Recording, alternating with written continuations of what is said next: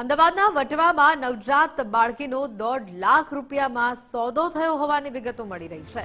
માત્ર 5,000 રૂપિયા માટે 1 મહિનાની બાળકીનો સોદો થઈ ગયો।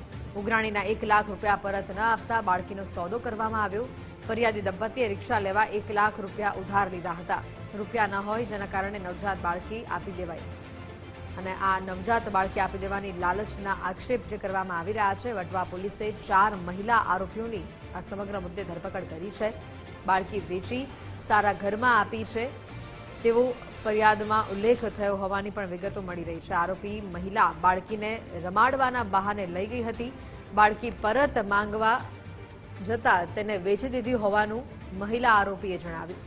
પોલીસ ફરિયાદ કરવા માટે કહેતા બીજા દિવસે બાળકી પરત કરી। બાળકીની માતાએ ફરિયાદ નોંધાવતા 4 મહિલાઓની ધરપકડ કરવામાં આવી છે। મુખ્ય આરોપી જાગૃતિબેનને સોદામાં 5,000 રૂપિયા મળ્યા। આરોપીઓને કોર્ટમાં રજૂ કરી રિમાન્ડ મેળવવાની કાર્યવાહી હાથ ધરવામાં આવી છે।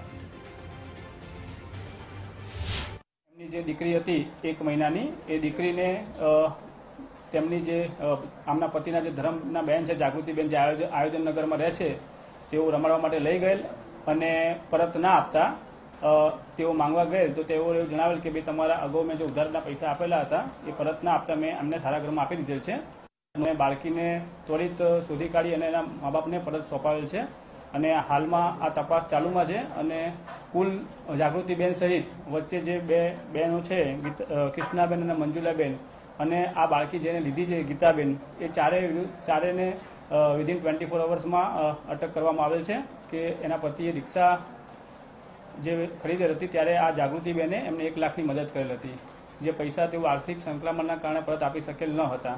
વચ્ચે જાગૃતિબેને અમને જણાવેલ કે આપણે આવું કરી શકીએ છીએ, પરંતુ આ ફરિયાદીએ જે તે વખતે ના પાડેલી અને પાછળથી આવી રીતે બાળક રમાડવા લઈ જઈ અને આવી રીતે એને કૃત્ય આચરેલ હતું।